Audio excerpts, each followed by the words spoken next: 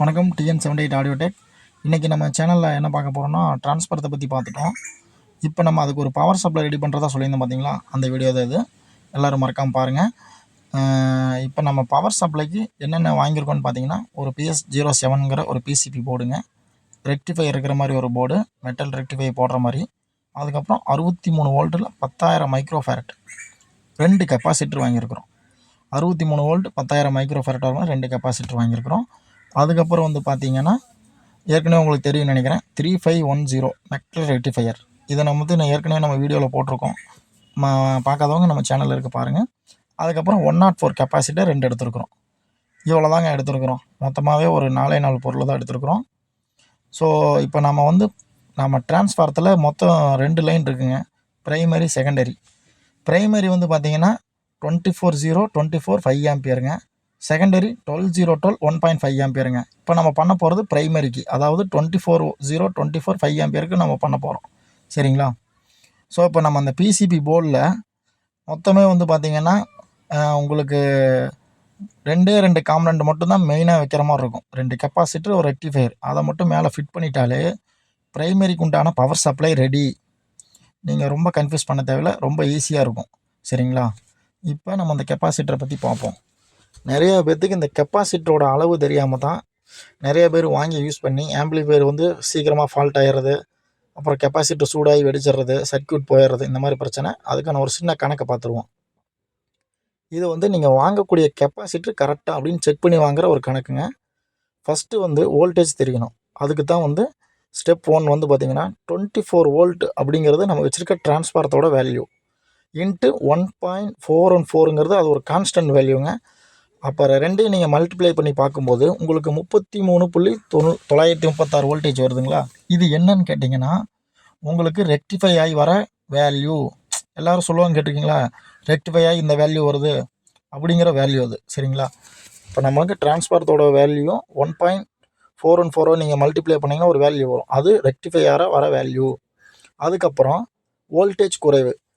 இப்போ ரெக்டிஃபை ஆன வந்த வேல்யூவும் உங்கள் ட்ரான்ஸ்ஃபாரத்தோட வேல்யூ மைனஸ் பண்ணிங்கன்னா ஒரு வேல்யூ கிடைக்கும். அந்த வேல்யூ வோல்டேஜ் குறைவு. அதாவது எக்காரணத்தை கொண்டு அந்த வோல்டேஜுக்கு கீழே நம்மளோட கரண்ட் வோல்டேஜ் கம்மியாகக்கூடாது. சரிங்களா? அதுக்கு தகுந்த மாதிரி தான் நம்ம எல்லாமே பிளான் பண்ணிக்கணும். அதுக்கு அடுத்து 3வது வந்து பார்த்திங்கன்னா, நீங்கள் எடுக்க போகிற ட்ரான்ஸ்ஃபாரத்தோட ஃபேரட் எவ்வளோ எடுக்கணும் அப்படிங்கிற கணக்கு. அதுக்கு எப்படின்னா, உங்களோட ட்ரான்ஸ்ஃபாரத்தோட ஹேம்ஸை ஃபஸ்ட்டு போடணும். அதுக்கு பக்கத்துலேயே 0.01 அப்படிங்கிறது ஒரு ஹாஃப் சைக்கிள் டைமுங்க. அது ஒரு கான்ஸ்டன்ட் வேல்யூ தான். அதுக்கு கீழே டிவைட் பண்ணி உங்களுக்கு அந்த வோல்டேஜ் குறைவாக வந்துச்சு பார்த்தீங்களா, அந்த வேல்யூவை வந்து டிவைடட் பண்ணிங்கன்னா ஒரு வேல்யூ கிடைக்கும்.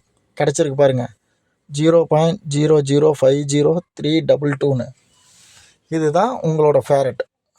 என்னடா இப்படி இருக்குது, இந்த மாதிரி ஒரு கெப்பாசிட்டியை நீங்கள் பார்த்துருக்க மாட்டீங்க. இது என்னன்னு கேட்டிங்கன்னா, இதை வந்து 10 லட்சத்தால் பெருக்கணும்.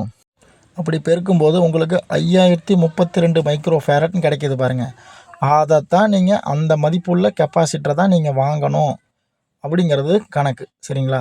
இப்போ நீங்கள் 5032 மைக்ரோஃபேரட் கெப்பாசிட்டர்லாம் கடையில் கிடைக்காது. கடையில் வந்து 4700 6800 10,000 மைக்ரோஃபேரட் இப்படிங்கிற கணக்கில் தான் கிடைக்கும். அப்படிங்கும்போது உங்களுக்கு கிடைச்சிருக்க மைக்ரோஃபேரட் மதிப்பை விட அதிகமாக இருக்கணும், கம்மியாக மட்டும் போடக்கூடாது.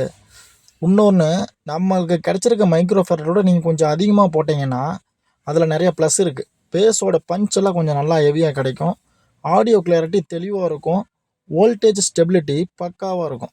சரிங்களா? கொஞ்சம் அதிகமான மைக்ரோஃபேரட் போடும்போது நல்லாவே இருக்கும்.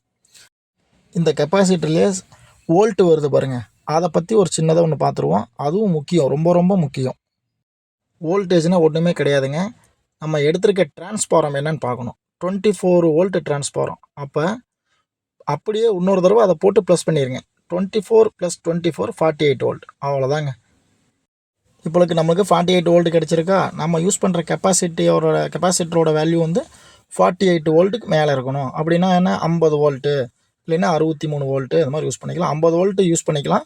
இருந்தாலும் நான் 63 போட்டிருக்கேன்னா, இன்னும் கொஞ்சமே வந்து பார்த்திங்கன்னா கெப்பாசிட்டர் வந்து அதிகமான வோல்ட்டில் இருக்கும்போது அவ்வளோ சீக்கிரம் போர்டெல்லாம் சூடாகாது, ஐசி அவ்வளோ சீக்கிரம் ஃபால்ட் ஆகாது, கொஞ்சம் ரொம்ப நாளைக்கு ஆம்பிளிஃபை நல்லா தாங்கும். அந்த ஒரே ரீசன்னால தான் எப்பயுமே வந்து வோல்ட் அதிகமாக இருந்தால் தப்பே கிடையாதுங்க.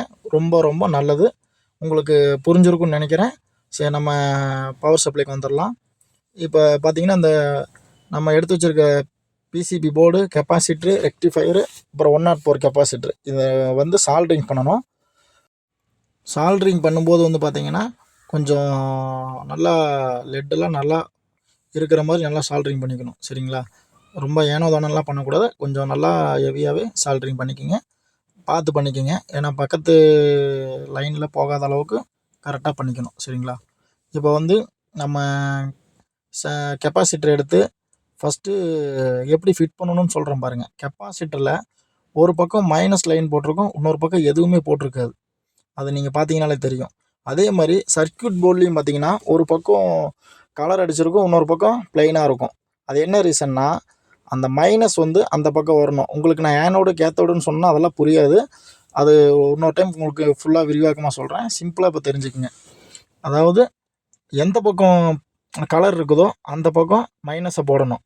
நீங்கள் எல்லா போர்டுலேயும் சேம் இதே மாதிரி தான் இருக்கும். நீங்கள் பயப்பட தேவையில்லை. மாற்றி போட்டுற வேணாம். மாற்றி போடவும் முடியாது. ஏன்னு கேட்டிங்கன்னா, உங்களுக்கு தெரியும் பாருங்கள். இப்போ இந்த கெப்பாசிட்டரில் பாருங்கள், மைனஸ் இருக்கிற பக்கம் அந்த கலர் இருக்கா, அந்த மைனஸ் இருக்கிற பக்கம் பாருங்கள், கரெக்டாக நம்ம அந்த கலருக்கு வர மாதிரி ஒயிட் அடிச்சிருக்கு பாருங்கள், அந்த இடத்துல வர மாதிரி ஃபிட் பண்ணால் போதும். முடிஞ்சது. சிம்பிளாக முடிஞ்சிருங்க. இதை வந்து கரெக்டாக நம்ம எப்படி மாட்டணும்னா, இப்போ மாட்டுறோம் பாருங்கள். அதாவது ப்ளைன் பக்கம் இருக்கிறதும் கலர் இருக்கிற பக்கம் 2 பக்கம் இருக்குங்களா, அதில் அந்த கலர் இருக்கிற பக்கம் கெப்பாசிட்டரில் கலர் கொடுத்துருப்பாங்கள்ல, அதுவும் இதுவும் சேமாக இருந்தால் போதும். அதாவது மைனஸும் அதுவும் ஒரே மாதிரி இருந்தால் போதும். சேம் அதே மாதிரி அந்த கெப்பாசிட்டரை எடுத்து நம்ம அதே மாதிரி ஃபிட் பண்ணுறோம். சரிங்களா? கெப்பாசிட்டரை மட்டும் மாற்றி மட்டும் வச்சிடாதீங்க. உங்களுக்கு புரிகிற மாதிரி இன்னொரு வீடியோவில் தெளிவாக எக்ஸ்ப்ளனேஷன் பண்ணுறேன். அதுக்கப்புறம் வந்து பார்த்திங்கன்னா, ரெக்டிஃபையர். இதை வந்து நீங்கள் எப்படியும் தலைகளால் மாட்டவே முடியாது. போர்டில் வந்து பார்த்திங்கன்னா, அது எப்படி மாட்டணுங்கிறது நீங்கள் அந்த கரெக்டாக வச்சிங்கன்னா மட்டும்தான் அந்த போர்டுலேயே ஃபிட் ஆகும். அதுலேயே நீங்கள் தெரிஞ்சுக்கலாம். இது நீங்கள் மாட்டுறதுக்கு வழியே கிடையாது. ஏன்னா நீங்கள் கரெக்டாக வச்சா மட்டும்தான் அது ஃபிட் ஆகும். இப்போ பார்த்தீங்களா, இந்த மாதிரி கரெக்டாக வச்சா மட்டும்தான் ஃபிட் ஆகும். சரிங்களா? அவ்வளோதாங்க. இப்போ நம்ம அடுத்து இப்போ அந்த 2 கெப்பாசிட்டரையும் இந்த ரெக்டிஃபையரையும் சால்ட்ரிங் பண்ணிடுவோம். இப்போ பாருங்கள், இது நம்ம எல்லாமே இப்போ சால்ட்ரிங் பண்ணியாச்சு. 2 கெப்பாசிட்டரும் ரெக்டிஃபையரும் நல்லா சால்ட்ரிங் பண்ணிட்டோம். இப்போ வந்து பாருங்கள், பேக் சைடு பாருங்கள். இந்த பின்னாடி அந்த 104 கெப்பாசிட்டரை 2 கெப்பாசிட்டருக்கு பின்னாடி ப்ளஸ் மைனஸில் நீங்கள் அப்படியே சால்ட்ரிங் பண்ணால் போதும். இதுக்கு வந்து இந்த 104க்கு ப்ளஸ் மைனஸ்லாம் கிடையாதுங்க. தாராளமாக நீங்கள் அப்படியே ஒவ்வொரு கெப்பாசிட்டருக்கு பின்னாடி நீங்கள் அப்படியே வந்து சால்ட்ரிங் பண்ணால் போதும். இது எதுக்குன்னு பார்த்தீங்கன்னா, கெப்பாசிட்டரில் வர நாய்ஸை ஃபுல்லாக கண்ட்ரோல் பண்ணிடும். ஹம்மிங் ப்ராப்ளம் கொஞ்சம் முடிஞ்ச அளவுக்கு ஒரு 70% கண்ட்ரோல் பண்ணும். உங்களுக்கு கெப்பாசிட்டரில் வர நாய்ஸையும் ஃபுல்லாகவே ட்ராப் பண்ணிடும். அவ்வளோதான் ஃப்ரெண்ட்ஸ். இது இப்போ ப்ரைமரிக்கு உண்டான பவர் சப்ளை ரெடி ஆயிடுச்சு. நாளைக்கு செகண்டரி பார்ப்போம். நன்றி.